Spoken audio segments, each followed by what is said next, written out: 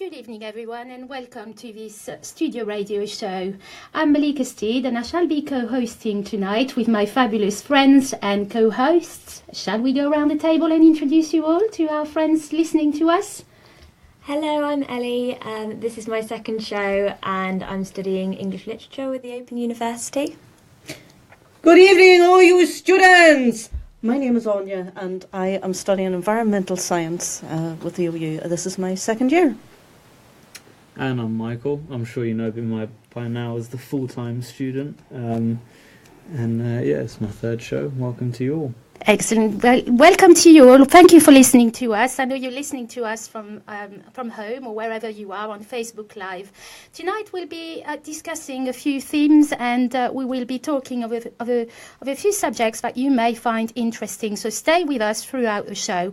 We'll be talking first about Christmas and what sort of strategies we have to keep up with all our studies whilst our homes turn into some kind of places.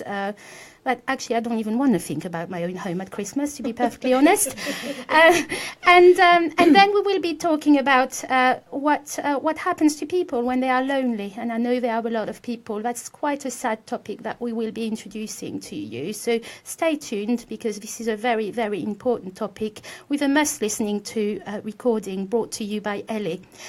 We will be then moving on to online modules. So if you're now listening to us and you want to contribute to that, please feel free to send your comments to us. We will be reading some of them live on air tonight. How are you coping with our new online modules that the OU has brought on us, more or less? I know some of us have a few views around the table, and we will be sharing them also. But please feel free to contribute to that for us. Coming up after that, we will be talking about cyberbullying, a very important topic. If you can remember, we just celebrated the Anti-Bullying Week, which the Open University Students Association took place. And Michael will have a guest joining us, must listening to. Please stay with us for that as well. We will then move on to World AIDS Day, which is celebrated today and commemorated around the world. Of course, the OU Students Association has done its bit, and we will be talking about that too. And moving on then with a final interview recording that I did take, which I think you will enjoy listening to, as it is an OU graduate telling us everything about his degree and how it's helping him in his studies. So if you're listening to us tonight, please feel free to contribute on the Facebook Live. Do use our hashtag OU Students, and also find us on Instagram and on YouTube afterwards. We will be putting a recording with some scripts for everyone to be able to access. But first of all, let's move on to our first topic. What are you folks doing around Christmas? I did say about my home already. Mike, tell us everything about your Christmas. What are you doing? My Christmas isn't really anything special. It's much like any other day, really. It just means I don't have to go into work. But yeah, I'll be at home or with some family friends. I've got enough to keep me busy through that period, so it's not a problem. But I enjoy spending time with my family every day of the year, so Christmas doesn't mean too much different to me. Yeah, my Christmas is the opposite. I will be going into work on Christmas Day. That's what working in the hotel sector does. So yeah, it will just be like any other day, except it's a shorter shift, and I will be having a Christmas dinner before as well. Oh, Ellie, I feel for you. I did work in this industry back in France, and did some retail as well, and it wasn't It's not too bad. Everyone's pretty chirpy on Christmas Day and can wear a little Santa hat and stuff, so excellent. What about you, Anya? Tell us all. The cats. Probably. Well, actually the cats are having to go to their Uncle Peter's house for their holidays at Christmas, because I won't be here. For the last couple of years, myself and my mother, who's almost 84, we have gone to Spain. And that's where we're headed on Christmas Eve. It's going to be, it's a bit different, from what we had been used to, but it's kind of nice to be on the beach until about 4 o'clock in the afternoon, and then mosey off your Christmas dinner, and yeah, it's quite nice. I'm you know, actually and, jealous now. It's actually it really is, Malika, and we are so glad that we bit the bullet and grasped the nettle and did this for the first time a few years ago, and it's very good. Yeah, we'd love to hear what all you guys out there are doing over the next few weeks, whether it impacts your lives in any way, and how you get around that. Yeah, we'd love to hear your thoughts on that. Yes, because quite frankly, I think, Mike, you are juggling a few modules, aren't you, if I'm correct? So I'm kind of like looking at you, wondering how on earth you cope. If you, as Mike said, if you have any strategies to keep up with the studies over that time, please let us know. We'd love to hear your thoughts and what you can share with us. My Christmas is probably going to be sheer and utter chaos. I've got family coming from Spain. I've got family coming from Belgium. It's going to be a very international Christmas. Nephew's going to be around, nieces. Everyone's going to be charging around the houses. So, I don't even know how I'm going to cope with any study whatsoever. But that's what we do, all you students, isn't it? But Christmas can't always be and isn't always a time of joy and happiness. We know that a lot of people struggle with that time of year. And I think, Ellie, you went out and did some investigations to find out what it was like. Yeah. Would you like to talk to us about this, Ellie? Yeah, we wanted to tackle the issue of loneliness at Christmas time, because I think people can feel it more than ever at Christmas time when everyone else is out having fun and going to social events and stuff. I was reading an article the other day, and it said that 7% of the UK spend Christmas Day on their own, which is really, really sad. And I think as OU students, as we do online learning, I think we can be quite familiar with the feeling of isolation at times. You know, we study on our own. I think all uni students can be. Sometimes you have to go through periods where you shut yourself away and just study. And maybe some of our listeners out there are feeling isolation and loneliness in their personal lives as well. If maybe they've moved to a new area, or they don't know anyone, or there may have been a death in the family. So I wanted to think about ways that maybe we could help people who are feeling like that. So I went and did an interview with Age UK. I spoke to two lovely ladies who told me about Age UK's befriending programme. So Age UK deal with the elderly and a load of issues surrounding them, things like finances, legal stuff, discrimination, and they also tackle loneliness. So the befriending programme is where volunteers can go and spend maybe just an hour a week or so with a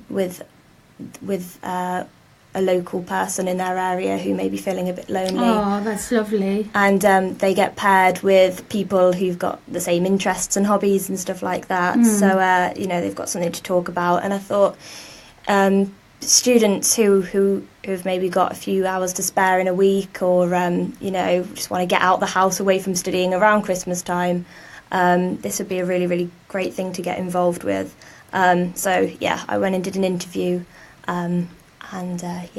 we're going to shortly be hearing about that. We will play that interview for you, everyone. But I understand that 500,000 people alone, 500,000 people are alone at Christmas in the UK. I find this figure quite compelling, and it gives us some time to actually reflect right now whilst our gurus are preparing our recording, and to talk perhaps about the things that we will be putting in place at the Students' Association. I understand that Stephanie Stubbings, our VP Community, is going to be running an event on Christmas Day. Stephanie, hi, if you're listening, we'd love for you to contribute. If you're listening right now, please tell us everything about what you'll be doing. Obviously, if you are struggling at Christmas, please do not suffer alone. You remember last show that we talked about mental health, and we said that it was important that you reached out, and do not forget that we have mechanisms at the Students' Association, such as Nightline, such as our peer supporters. It's all on the website, www.oustudents.com. Please look on the website, reach out, as we know that we have mechanisms and things available for you. And obviously do call or contact the Samaritans also. I do understand that you can now text them, and it's very important that you reach out and talk to someone if you are feeling lonely, if you feel like you can't cope at all. So we will be having this interview played at any point during the show. I think what's I've heard about what Stephanie's doing, and it's great that people are coming together and doing that. And I think the message there is that we're not supposed to do it on our own. We're not built to be on our own. And it can be a dangerous sort of slippery path if you consider that that's your place in society, that you need to do it all alone. Because the fact is that we can't. We're here to support each other, and the more community we build and we have, the easier it is for all of us. So it's a really important thing to remember, that when things are rough, and it's usually at the times when the chips are down that we tend to sort of isolate ourselves and just try and get through it without bothering anyone.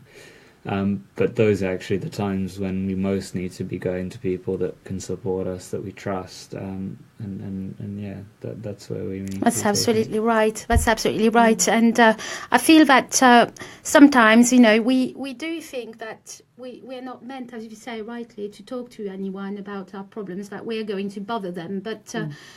It's really important to share those feelings, isn't it? I mean, like I said last time, I did say that, this year has been a rough year for me, and my comfort's been into making sure that I was able to talk to people that I trust, to confide into them and to say to them that actually I'm not coping.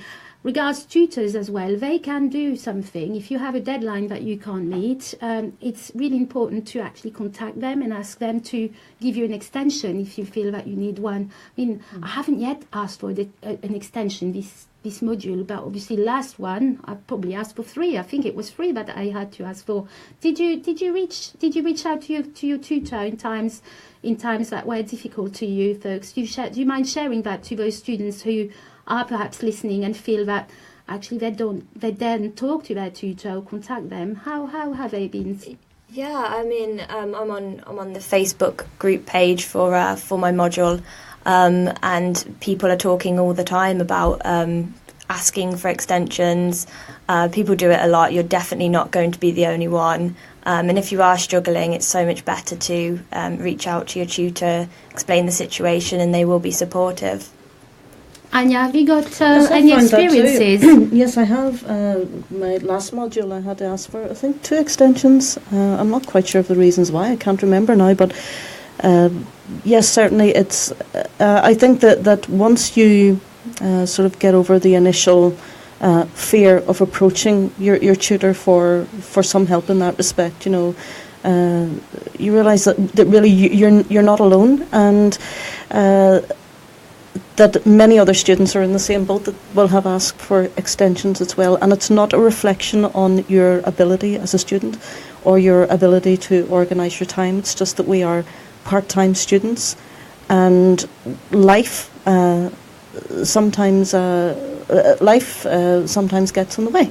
Right. And and that's the beauty of the OU, is that it's flexible, and that it can fit in around everyone's individual needs. I believe we're now going to you're now going to be hearing the pre-record from Ellie's interview earlier on. Okay, here with Jane and Shabnam, just to talk about the befriending programme and the services that Age UK can offer to the elderly at Christmas time.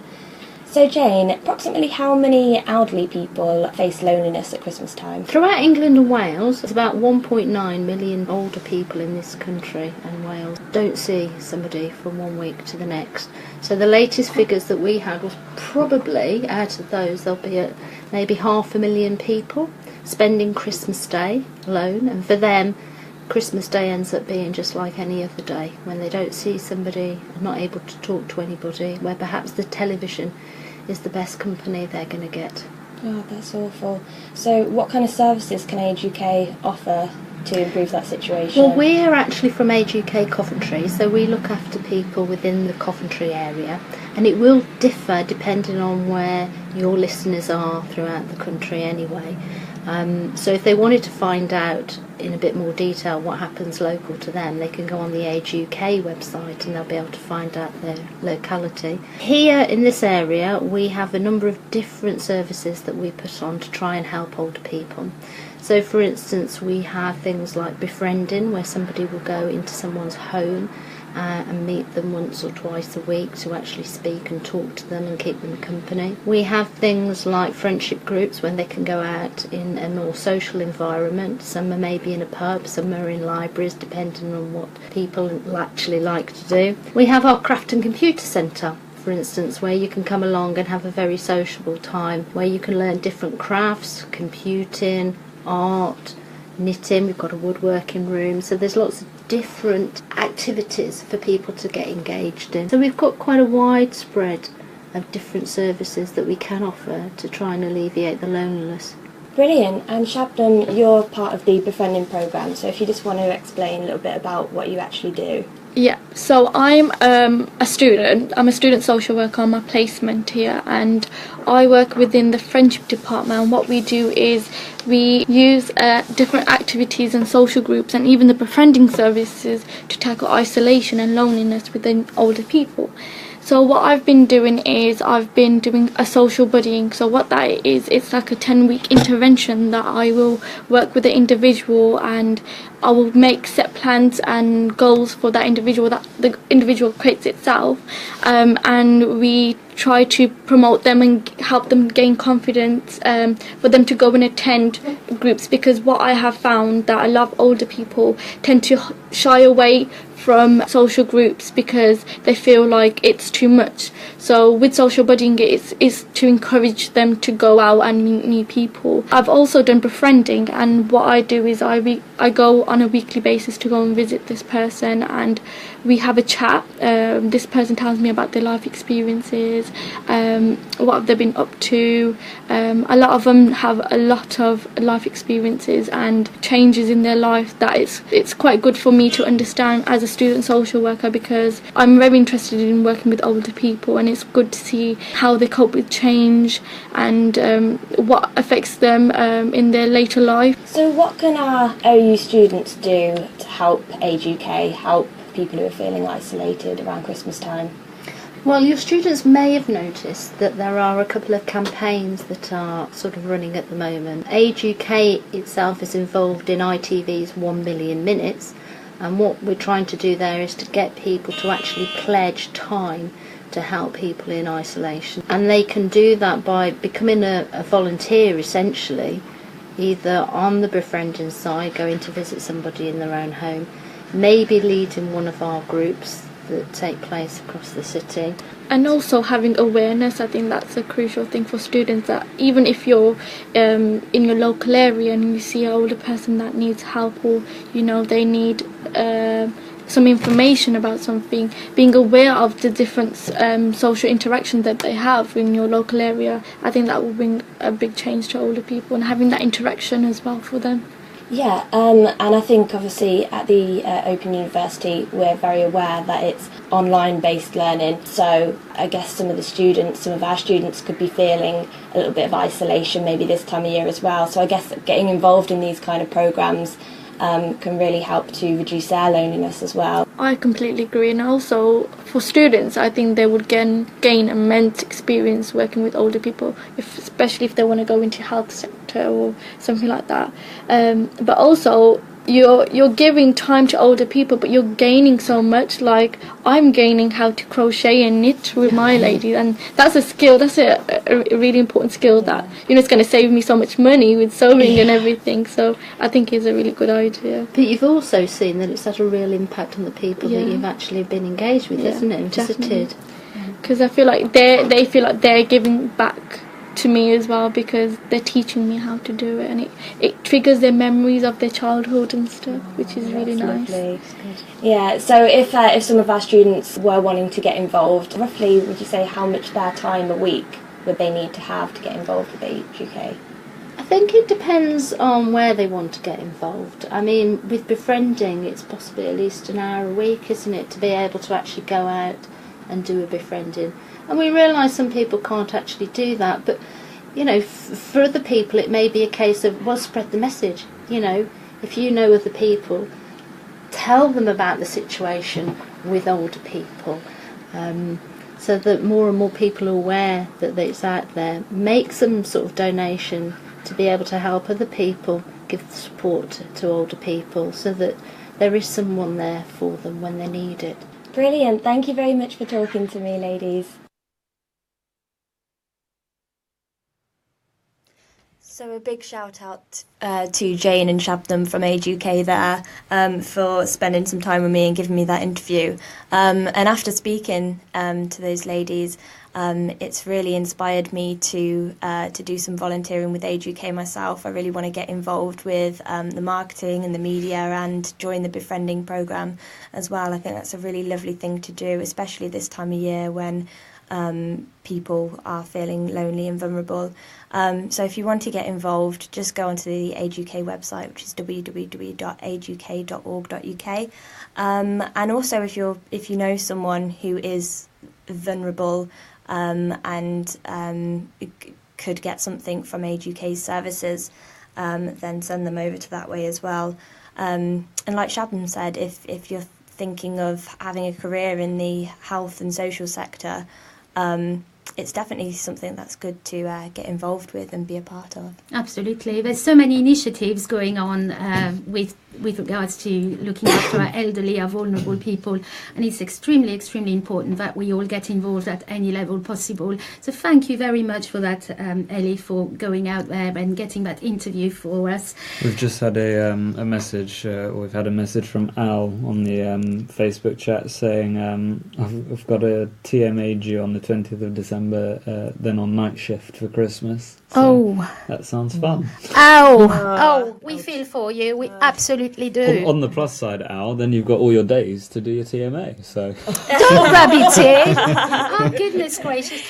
No, I'm very sorry. I've done nights, and oh goodness, I don't even want to go back over how hard it is. But yes, interesting because I've done nights as well. Like not 5 days a week, but I've done the odd night shift, and I actually find them quite. I find I'm actually almost better the next day than if I finish at like 10 or 11. Really?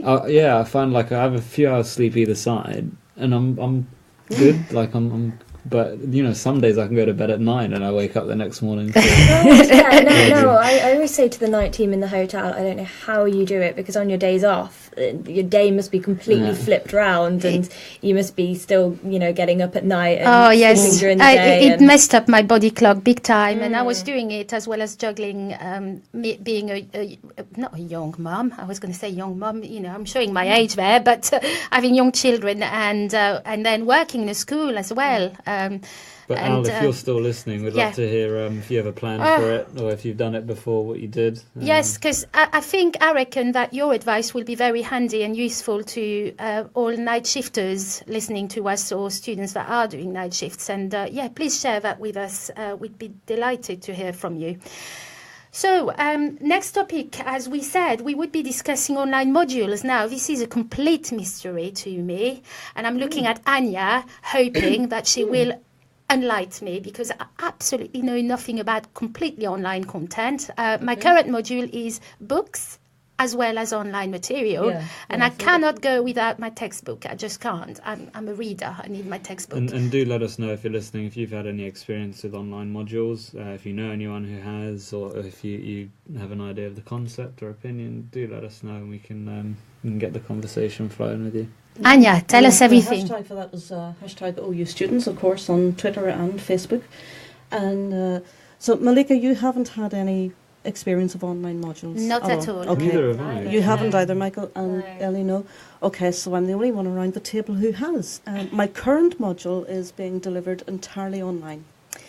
Like you, Malika, I like books. It's nice to be able to have something that I can carry around and annotate and refer back to. It's just, I don't know, it's maybe it's because I'm old school, pardon the pun, but There's something. I'm a visual learner, and it's nice to be able to color code things and to put little stickers on the top of pages and to mark it. And when you have actually physically done that, if you're an experiential learner, as I am, then it sticks with you. You know where to go back for the thing. I am struggling with the online format. I have done modules that have online components, but again, they have been mostly based around textbooks or the blocks, and the entirely online format is something that I'm struggling with. I'm trying to visualize this. So, in effect, my whole reading experience, you have to do this online. It's all online, yeah. So no books? No textbooks? You can print out some of the parts of the blocks, if you like, but then you will come to a part that will say, this part isn't available, it's only interactive. Okay. So even if you do print out the material, there's only so far that you can go without having to go back online. And in order to do this module, I have had to set up an additional monitor on my computer so that I can toggle backwards and forth between different things that I'm working on. And I think that with our current lifestyle, just the way things have gone, say in the last 15 years in particular, we spend so much time online now for various things. We do. Paying bills, right. social media, you name it. And I would just love to be able to study using books. I don't want to study online. Yeah. See, I don't want to do it. See, I join you with that one. Although I'm doing environmental studies, and I'm going to have people screaming, hearing what I'm going to say, because it makes sense to go online for environmentally friendly reasons. It makes complete sense to move towards a more online society. However, as a learner, I would find that difficult to cope with. Whenever if I'm on the go and I've got my tablet and I want to read a chapter and think, oh yes, I'm going to get ahead, I've got a couple of hours there now, which never happens, by the way. I'm making that up completely.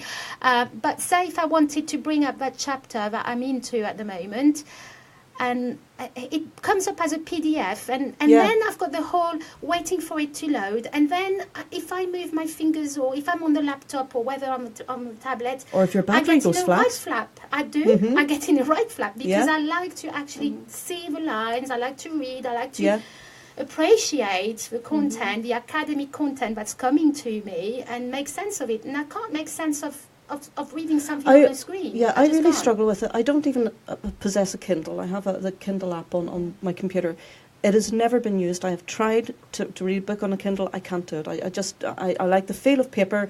I like to be able to underline things and scribble notes in the margins and things like that.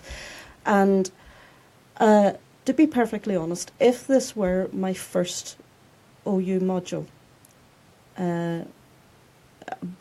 that this is my first one being delivered online, but if I had chosen an online module as my first one, I'm not convinced that I would ever choose another. I would ever study with the OU again. Yeah, I can see that. I think that I had studied with the Open University in the 1990s as well, and while the experience has changed, and I alluded to this in the previous studio edition that we did a couple of months ago, in that you have an online component now with forums and Facebook and that, where you can touch base with other people.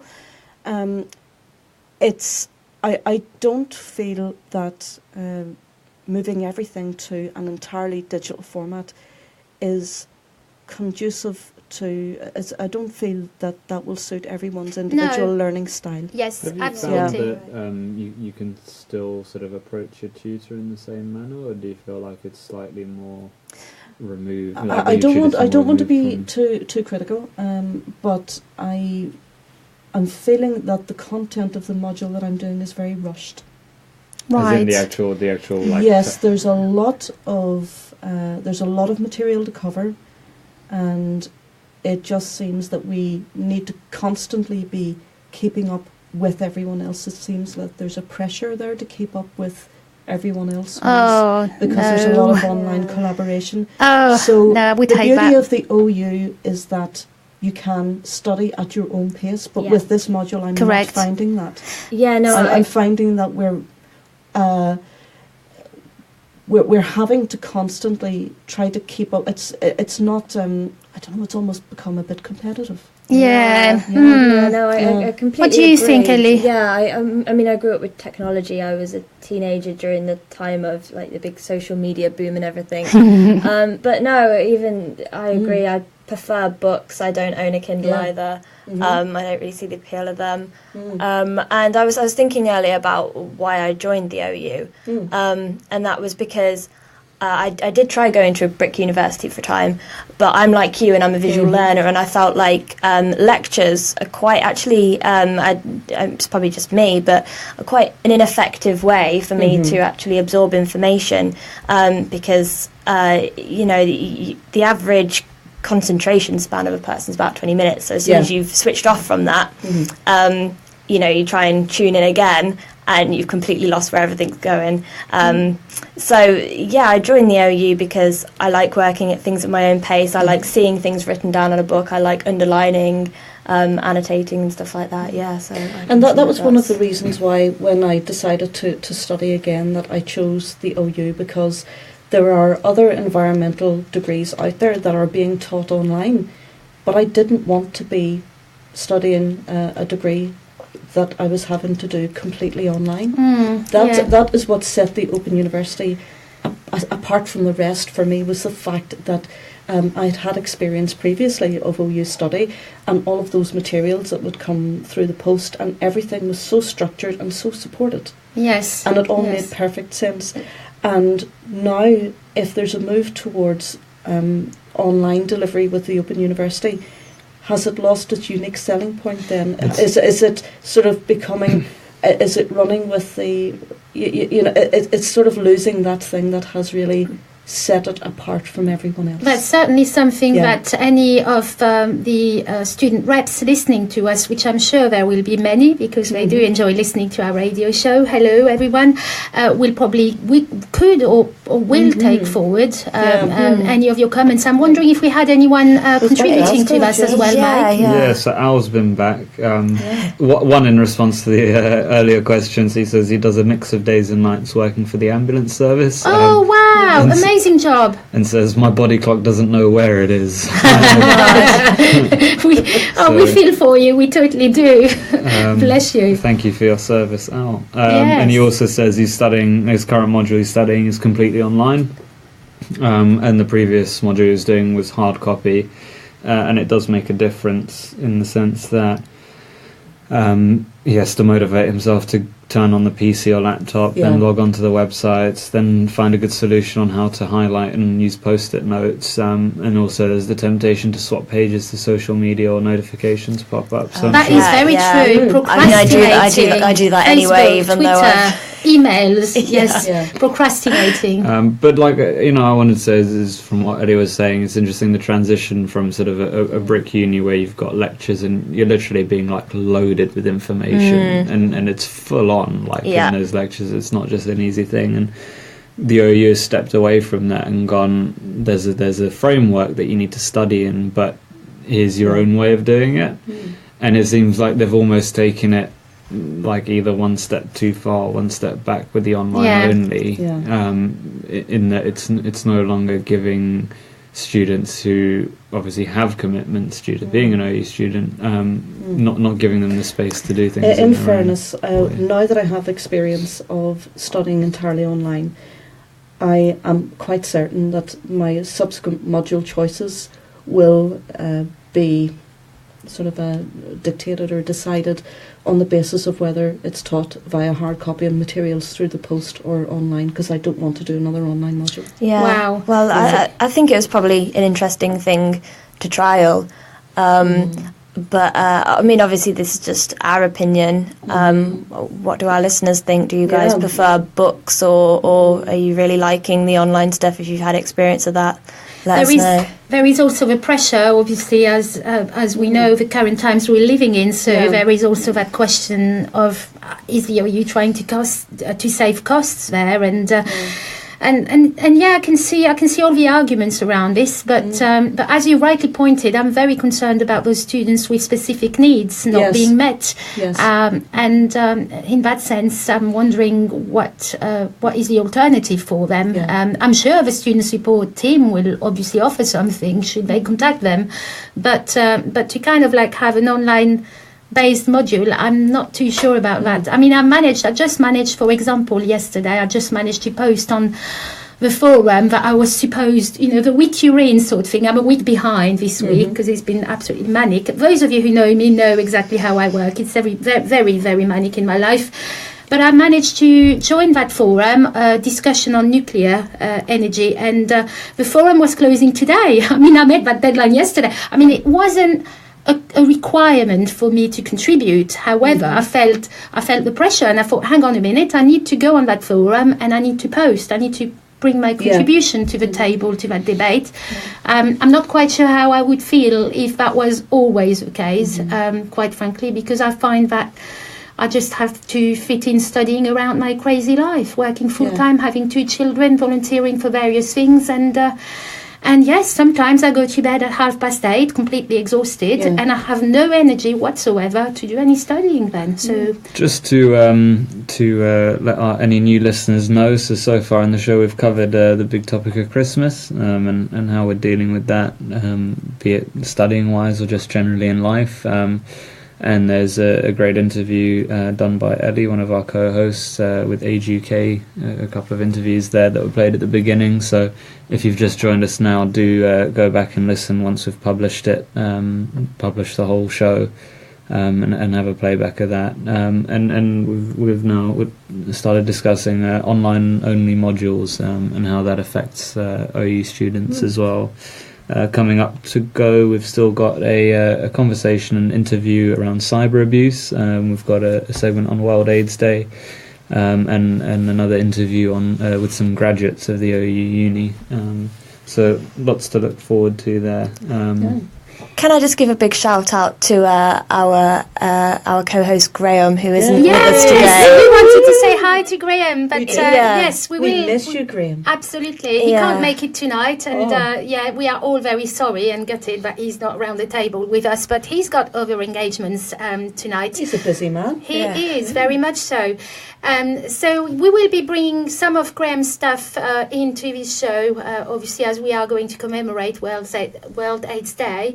But talking about the online-only modules is a nice transition to actually discussing the topic of online abuse. And I was wondering if we are going to be able to do that straight after. We have got a guest coming on the show, but first we are going to have a break, everyone.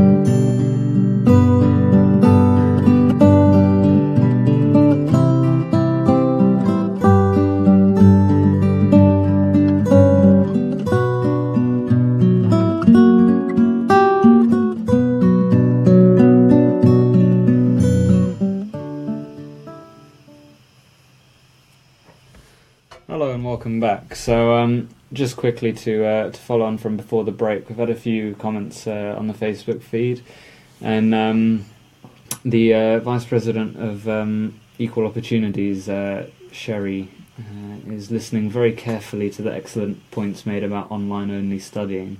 So someone's listening. Thank you, Terry. That's great. And Colin says, my laptop warranty does not cover the use of highlighters on the screen. I sincerely hope you didn't learn that the hard way, Colin. Love it. So, up next we've got a segment about cyber abuse, and this is following on for any of the listeners who tuned into our last show. We were talking about mental health, and cyber abuse plays a big impact. There is a toll on mental health that comes from that, and in all its shapes, forms, and sizes. So whether it's a comment on Facebook or full scale abuse online, it does take a toll.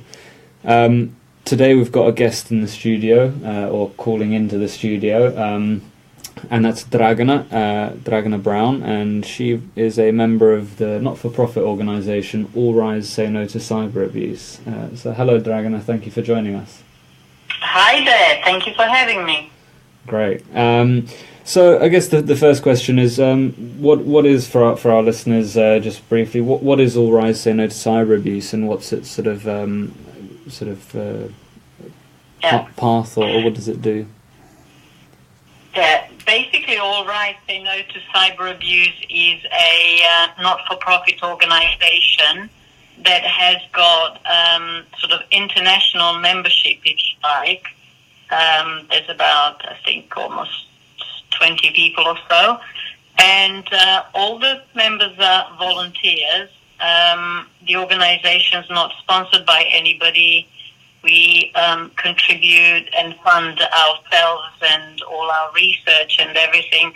And what's remarkable about it is also that it's kind of deliberately put together the team, which consists of people from all kinds of professions, from legal to filmmaking to people working in hospitality, teachers, people within the NHS and social workers, students like yourselves, and even younger students from secondary school. So it's an absolutely amazing mix.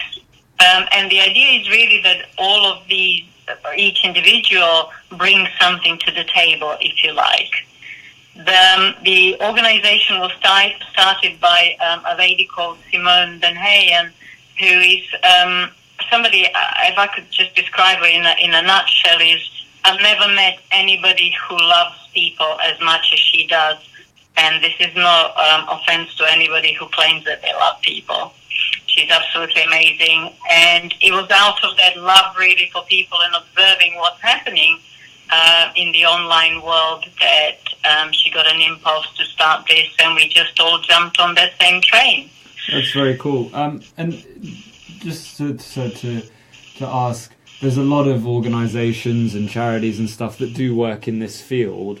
What is it that about sort of All Rise that separates it from, or that distinguishes it from those other companies?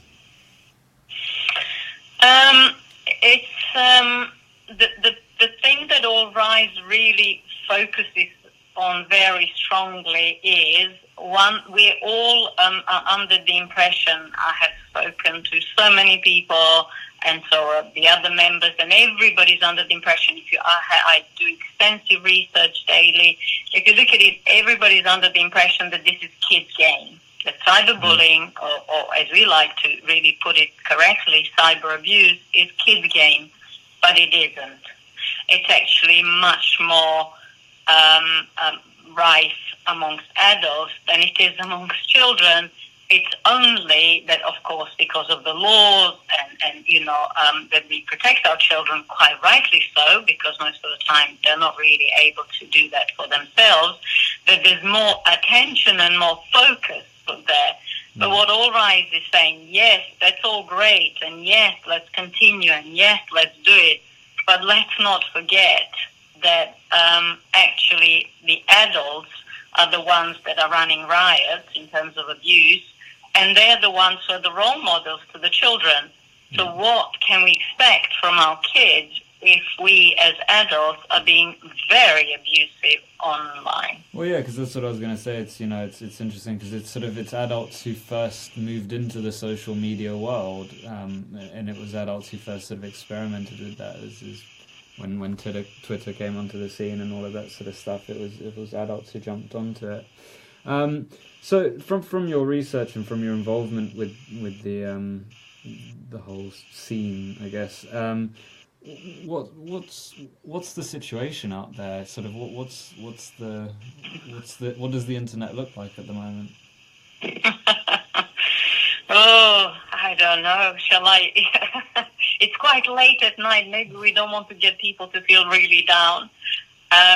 But it's quite dire, actually. It is pretty bad. And I must say, I feel deeply grateful that I have been given the opportunity to work with All Right, because I too was once blind to the level of abuse that is going on. I mean, I won't even go into stats. If anybody wants to bother, they can find it very easily. You just go on one YouTube site where it's either political discussion or religious or anything with celebrities, you name it. Doesn't actually even matter. Or even a video of a cat.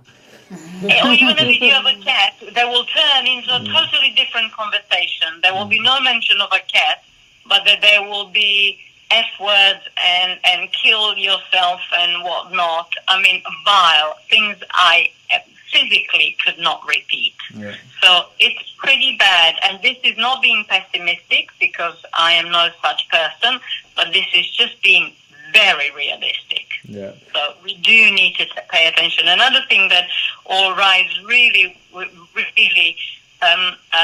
keeps stressing, and bringing focus to is that there's something in the adult world that adults, and, working with both adults and children, what we've noticed is that adults look at the two worlds, the offline and online, like they're two different, like one's Mars and one's Venus. Like it's just somewhere out there, I don't know where. Yeah. Whereas kids are so attuned, they actually know there's only one world, one and the same. It's just two different platforms. It's like two playing fields. Like if you go one football pitch and another football pitch, it's still a football pitch. And there's nothing different. So they're very, very smart there, but the adults are pretending. There's got a bit of ignorance going on in the adult world as well. Not to be harsh on adults, but like I said, I once too was quite ignorant to what's going on. So part of that, what All Rise does is really educate, and so we go around and do presentations and stuff, and when you put the stats and when we do workshops and stuff, people go, oh my God, I never realized it was like this.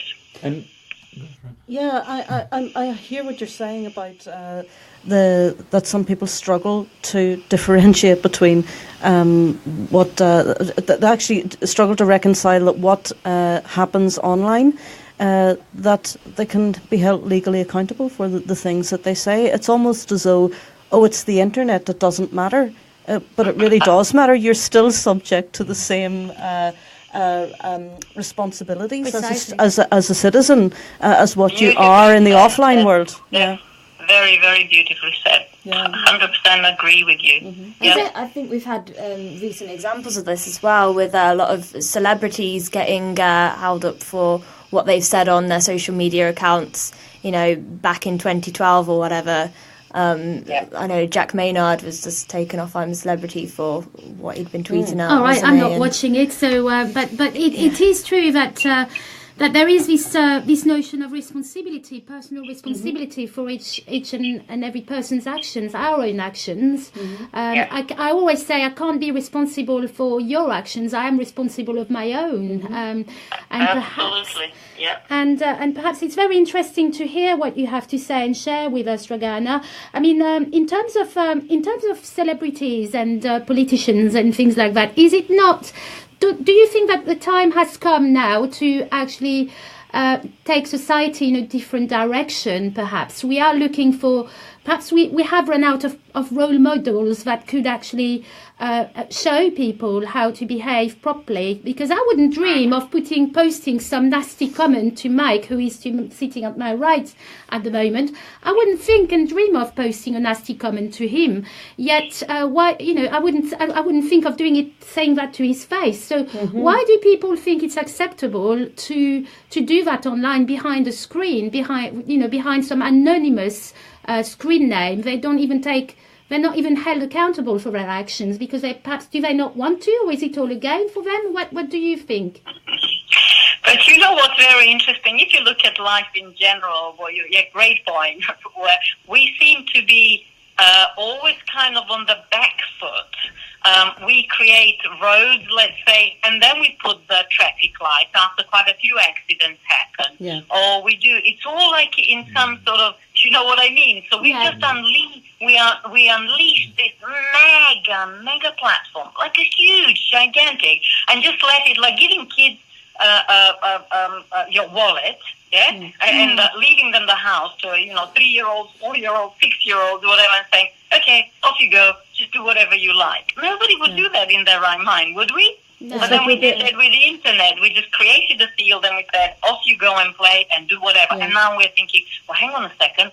Well, we can't really say that. You everywhere you go on a bus in England, there's on every bus, certainly in London, there will be a notice that you cannot abuse staff. You go to any doctor's surgery, you cannot abuse. I cannot go in to my surgery and say, you, I don't know, coloured, I don't know, I can't pronounce you can't really it, say whatever. You know what I mean? them. I can't do that. So why can I say that online? And that's it makes no sense. It's an And interesting to go back to what you mentioned about the celebrities and politicians, because I have spoken to quite a few and, had chats with them, but almost anonymously, they come up with this line, they say this line, which is fascinating, and I can understand where it's coming from. They say, but, to them, because they get barrels, tons of abuse on a daily basis, and they say,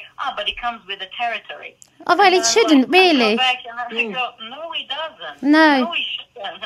Like, they don't come to Parliament. I have to strip myself, to walk into Parliament. Then, like, if I said anything, like one word, I'd be taken out of Parliament. Yes. But why would you allow that on, it doesn't come with the territory. But it also, what that shows us is how much the goalposts for what's allowed and what's sort of where our moral barriers have almost like they're gone. They've disappeared. Look They've at disappeared. the TV now. I mean, you couldn't even dream of hearing the F word. Not that long ago. I know I'm a child of 60s, so I might be older than most of you in the room. But it was just, none of that was ever heard. And now with all these programs, I don't even watch them. I can't remember what what those live shows and whatever. It's just despicable, the language what goes on. And then the younger generation watches that and listens, and these are their role models, so that's what they like to copy. I just wanted to ask, we've covered a lot around the state of the internet and, like what's accepted and what's not. What's the sort of, what's your experience on like, how is it allowed? What is there that's stopping people being held to account? And if there is an answer to that, what's our responsibility as a society and as human beings to actually take a stance against this? Well, part of what All Rise does is we do a lot of different surveys, and that the survey results are actually used to assist government, UK government, but also we work with other governments as well, to understand that there's a huge lack of accountability online. And we all have to be accountable for what we say and what we do. And also we work a lot in partnership with lawmakers and politicians, like I said, to actually ensure that although there are certain laws in place, but some say they're archaic, although they can easily be applied, but there doesn't seem to be huge willingness. Partly we feel also because there's not the depth of knowing what's really going on there is not there. And I must say that social media sites are just playing, because they've got their rules unleashed, and they make up the rules as they go. They're not accountable to anybody, so they can just do whatever they want. Money's a big factor. As long as there's traffic, allow a bit of abuse or allow a lot of abuse. So we all actually need to sit around the table, everyone, us who are using the internet, social media sites, governments, lawmakers, and just say, come on, we need a society where the abuse is just not on. We have got that human right to be free from abuse. I think that with the internet in particular, that perhaps the crux of the issue is that it is a global phenomenon and it doesn't fall within one particular jurisdiction. That the lines are very much blurred there. And therefore it is difficult to police it. And who is accountable for what? And I know that the UK government, back I think it was in 2013, 2014, actually introduced some more laws to protect people from online harassment. But because of the nature of the internet, it seems that we are playing catch-up, that it's moving much faster than what we can create laws to protect people, and therefore we have become reactive rather than proactive. It's a bit like the medicine versus illness thing, Yeah, you've got a very valid point there. And in some ways, that's true, and it does make it harder, but in another, in truth, it isn't. Take example in real world, on offline world. Say, take Harrods, for instance, just as our Selfridges, or any of those huge, home stores. And you know how they have all these, what do you call them, different companies. Oh, concessions. Yeah. Concessions, sorry. Yeah, that's the word. So they have all these different concessions, yeah? And so these different concessions have got their own, rules and whatever, or they're selling or how they're promoting or da-da-da. But say if one of those concessions suddenly produced a leaflet that was pornographic and, I don't know, of some vile nature, or condemning Muslims or black people or whatever, what would happen? Like how long would they last in Harrods? It just wouldn't. So it's the same thing, but we have created those platforms where we say, oh, it's not our contact, but you are the host. Harrods can say, I don't know, Bobby Brown's not my contact, but they're under my roof, actually, and they need to follow the rules that we have. And the rule is you can't promote pornographic material, you can't do this, or you can't do that. But nobody's, doing that because there's a lot of money involved. And we have made it about profit and not people.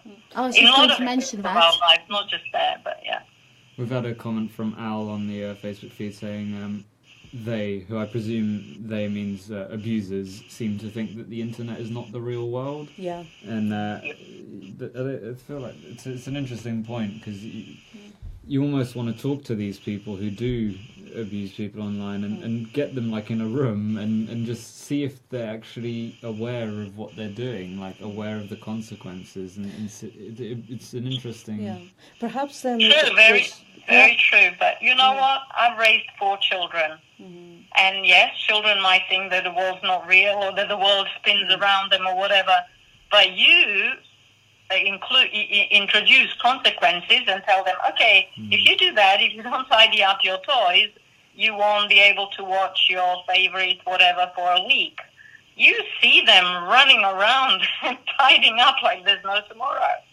And adults are not really different. But if there isn't, if there's nothing to tell them, you can't cross, and if you cross that line, this is what's going to happen, then of course they've got, there's a lot of sad, and you were talking earlier about people being, lonely at Christmas and stuff. But there's a lot of people who are not alone, as in there's people around them, but people haven't got a clue what they're doing, and because people are truly not connecting with each other. Yeah. And you would think in this world, day and age, where, like I can't remember how many billions tweets a day or trillions or gazillions or whatever, and you think we're all connected. But people are actually, there's a lot of people who are deeply disconnected. Yeah. And they do need help.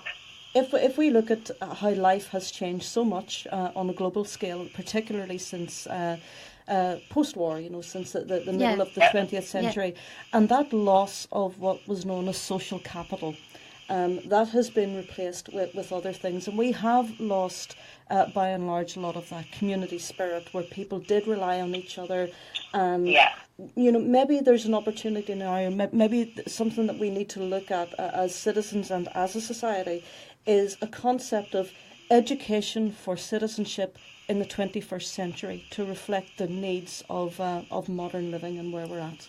Yeah, I share that view. Beautiful. I think This is really, we're not really catching up. You're so spot on. Like I give example, I often think, how whenever the latest iPhone comes, people are queuing for miles, are they not? And all it's changed, a little bit of camera, I don't really know.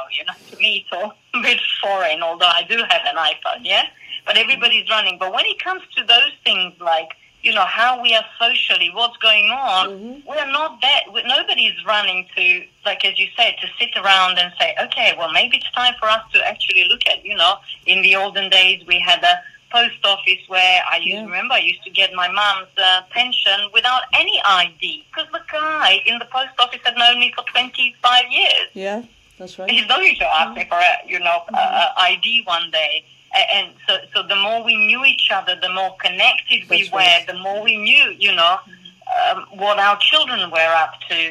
We talked with each other. Now it's very disconnected world, and really ironic with all this internet that is supposed to connect us. And it's great in so many ways, isn't it? That we can do this, that I can sit in my home and talk to you and everybody else around, who's listening. Or I can talk to auntie in New Zealand, or I don't know, somebody in India, whatever. It's amazing.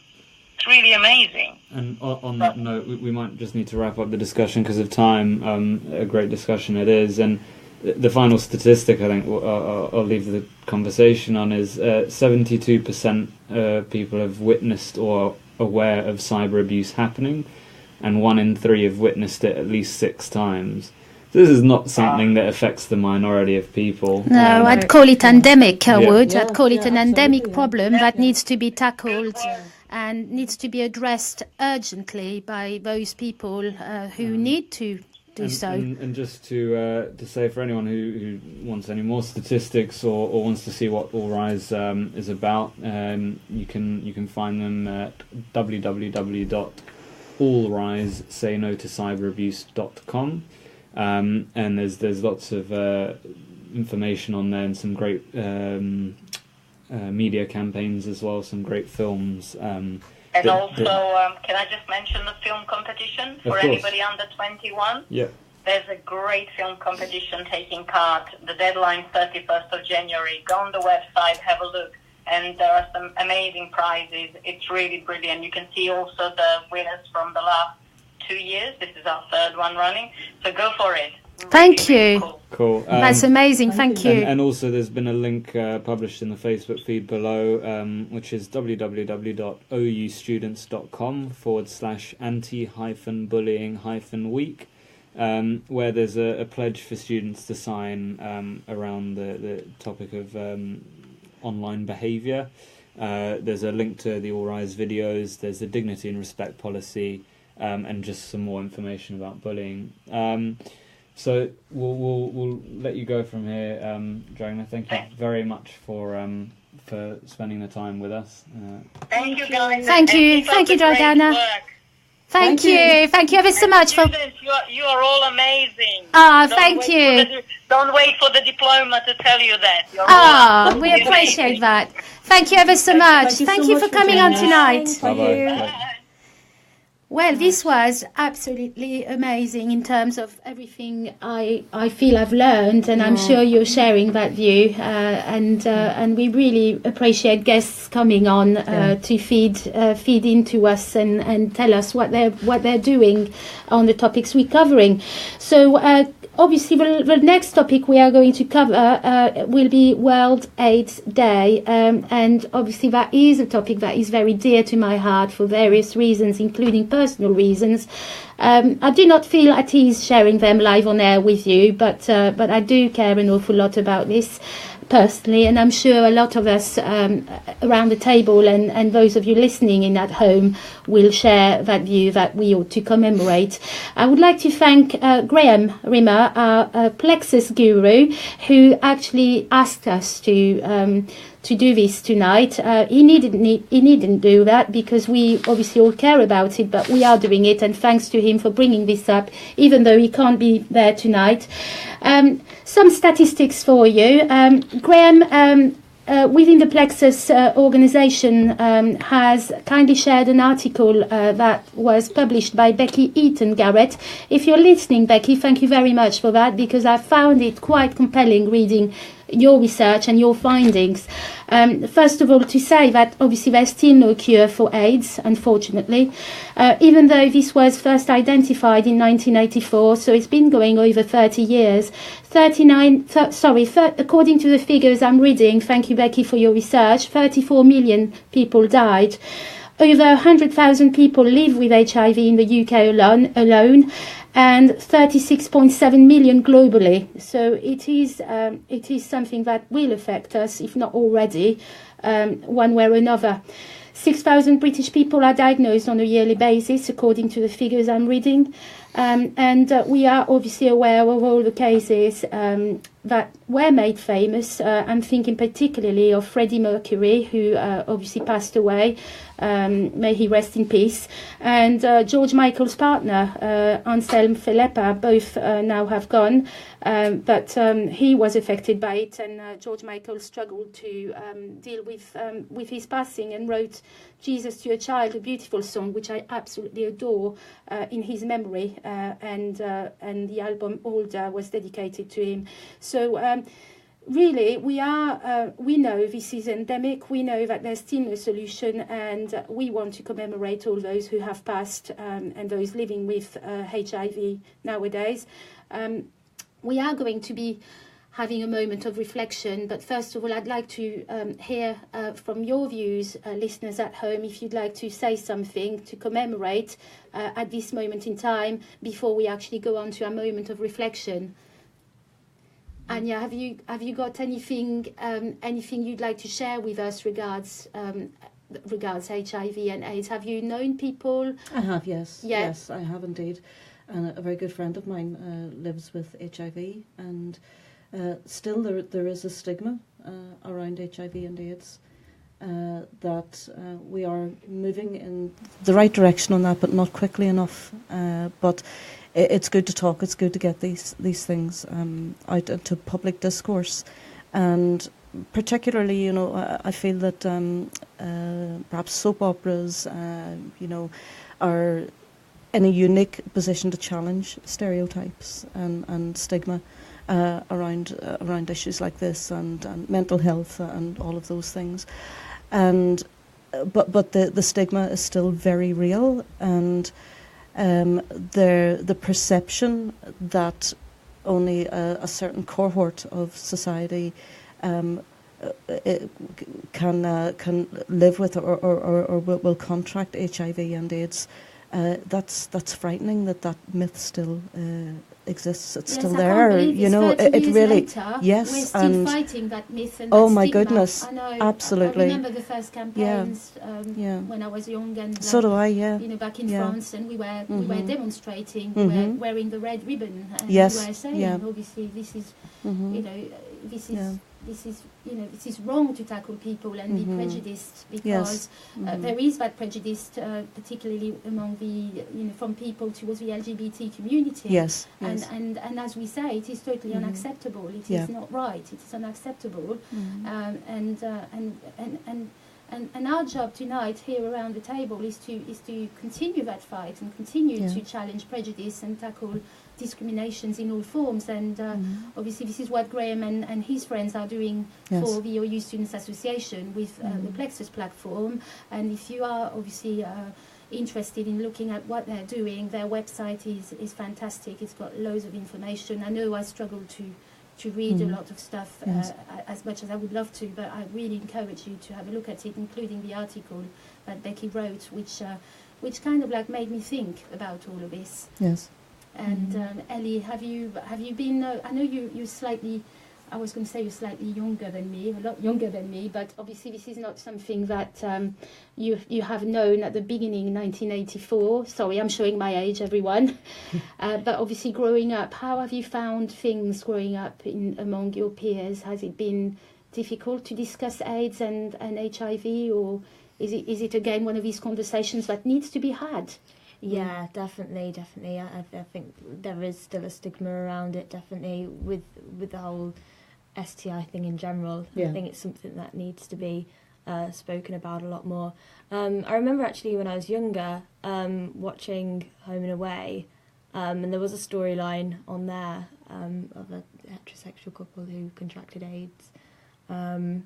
So yeah, I think it is really great that TV soaps are speaking about this more and more. Yeah, people thinking about it. Yeah, making perhaps bringing it to the fore and making people realise that actually it could affect any one of us. Absolutely, yeah. Blood transfusions, anything really. It doesn't really matter whether you have unprotected relationships with anyone. Yes, it does in terms of make sure that you protect yourself in terms of, but it could happen in any other ways, and this is one of them that obviously is also one that affects people. So we could all be affected one way or another. So it is important to discuss this and to commemorate those people who are living with a condition, which can give people an effective. Therapy, I suppose, because there's been progress. Medicine has made progress in that, I mean, all the time sense. that we're learning more about the condition, and armed with knowledge, then we can tackle it. We know that medical science is wonderful and progressing all the time, and that a cure is out there. We need to find it. Yeah, we do. And there are other illnesses that have throughout society claimed many people, and cures for those have been found as well. So medical science. Yes, again, it's a case of, is there a question there of, continuing to invest in research and science and try and find cures for all these things, because at the end of the day, when I hear that figure, which breaks my heart, 36.7 million people live globally with this, and 34 million died. Is that really necessary in this day and age? Is it really necessary? The access to medication, obviously in sub-Saharan countries, is probably a big problem. And yes, perhaps in Western countries we have access to medication. We are lucky here. We've got the NHS, and we do cherish the NHS, as I do. I do cherish the NHS very much. But in other countries, this is not the case, and people are having to rely on aid and on the goodwill of perhaps all of us, maybe throwing crumbs at them, I would say. So quite frankly, it is important that we remember maybe the sense of inequalities and that we think about these things when we commemorate a day like today, and perhaps that we do not move on the day after, not trying to change things perhaps for the better. Yeah. And with that in mind, I'd like to lead us all in a moment of reflection for those who, in solidarity with those who live with HIV or AIDS, and in memory of those who have been lost.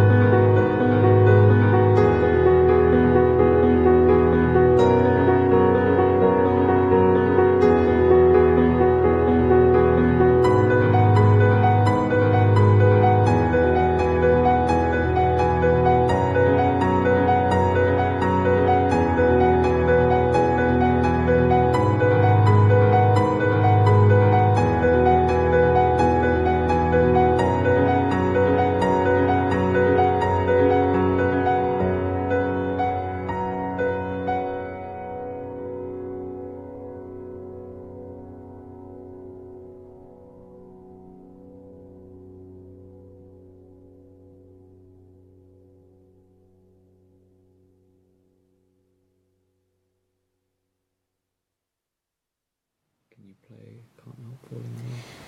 And welcome back to Studio Radio. I'm Malika, and tonight I'm hosting along with Ellie and Anya and Michael. Just before we move on, sorry to interrupt, we've just had one comment from Al on the topic of AIDS. He says that he's learnt about the blood transfusion issue in his last module and was horrified to think of the consequences of contracting this through healthcare. Yeah. And we've moved on with the treatments and prevention, but not stigmas. So that pretty much sums up and it is a great reflection, I guess, on that topic. Yeah, absolutely. Thank you. No, we appreciate that contribution. Thank you very much. So coming up now, we will play you a recording of an interview that I did with Ross, who is hopefully listening to us right now. And if he can't, he'll probably do it in his own time. Ross is an OU graduate and has kindly shared some thoughts with me. So stay tuned.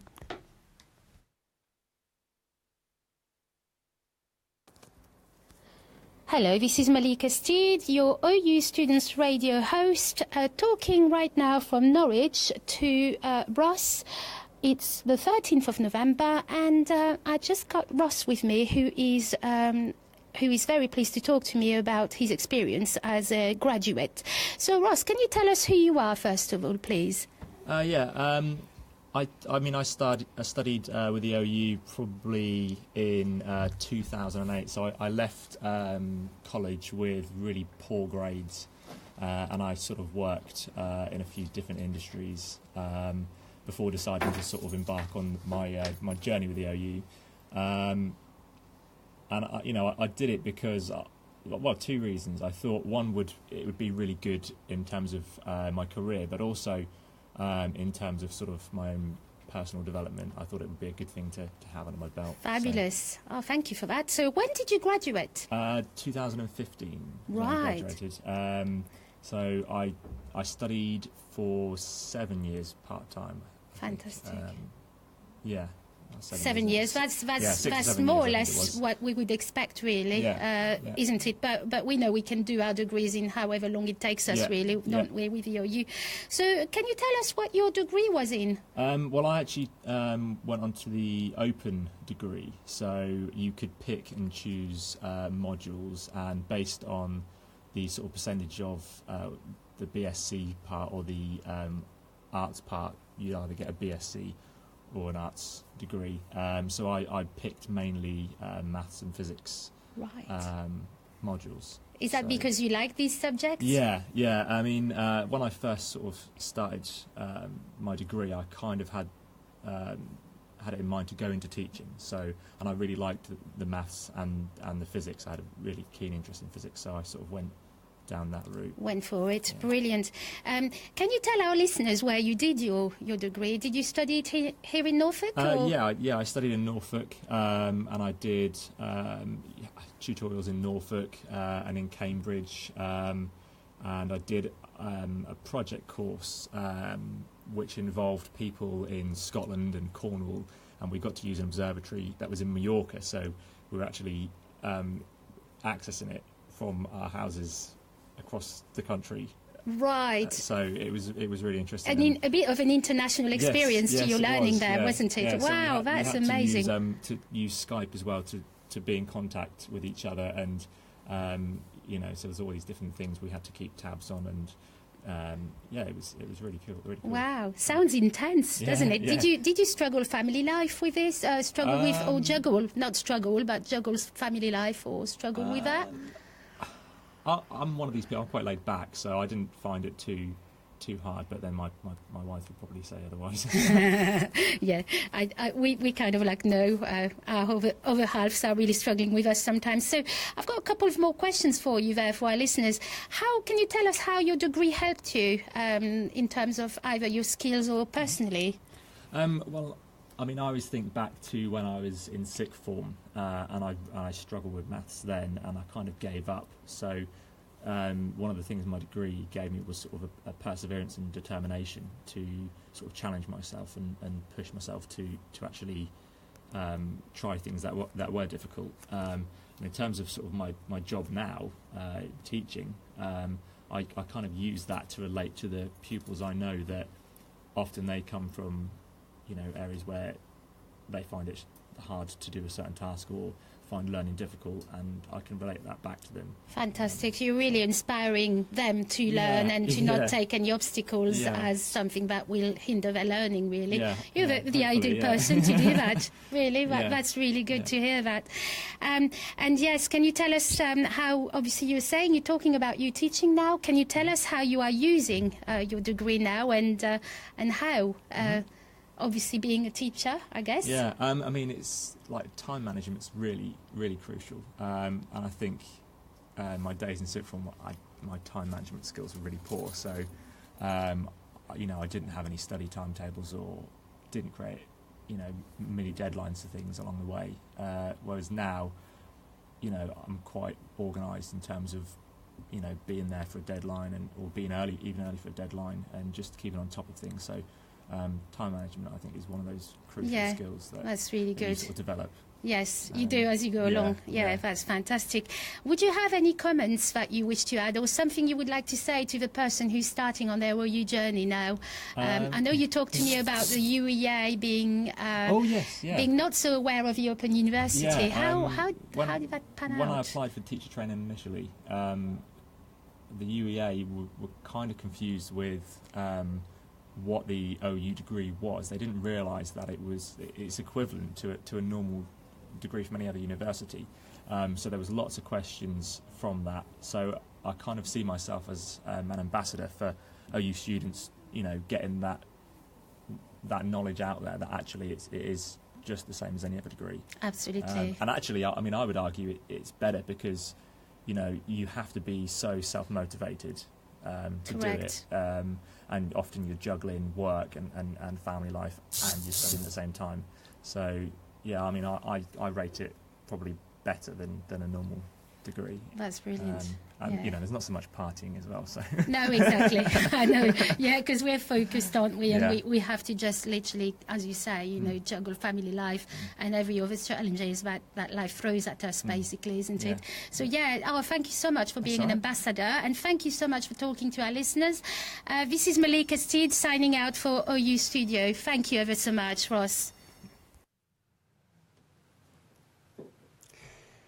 And thank you for listening to this interview. I hope you enjoyed it. And that's it now, folks. It's 8:30, so we are coming to an end.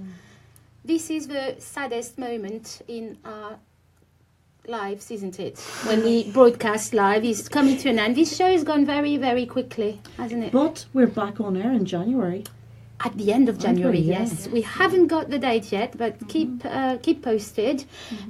If you want to listen back to this show, remember you can access it on Facebook, obviously on the OU Students Association page. You can also find the Students Association on Instagram, on Twitter, and this will be also posted on YouTube, as always, with a script of what was discussed tonight. So I hope you enjoyed it. If you've got any more comments, even off of live, we won't be able to respond, but feel free to make a comment and use the hashtag OU Students, and our digital team will surely receive your message. Absolutely, and pass that on to us. So, final words, Ellie.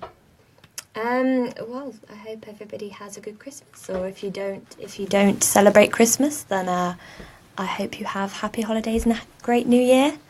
And we'll see you all in the new year. It's been a great show. There's been a lot of information here, so for those listeners, have a good sleep tonight. But yeah, it's always a pleasure talking to you, and have a great and restorative holiday. It's cold out there tonight. Oh, the weather outside is frightful, and the fire is so delightful. And since we've no place to go, Let it snow, let it snow, let it snow. That is it from us. Woo! Happy holidays. Be merry, be wild. And we are wearing our hats as we speak. what's a pelican's favourite TV show? No idea. The Bill. Right, I need my hat, everyone. So wherever that is. that is it from us. Thank you for staying with us. Thank you for joining us, and we will see you soon. Thank you. Bye. Bye. We waited all year long for Christmas, gifts galore and mistletoe and chestnuts in the fire roasting. Why can't it be Christmas all the time? Endless smiles and people being kind. Why can't it be Christmas? Why can't it be Christmas? Why can't it be Christmas all the time?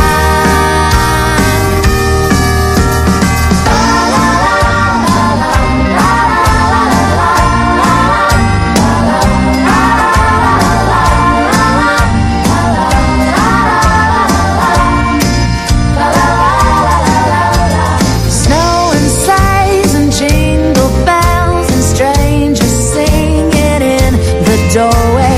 Why can't things be just like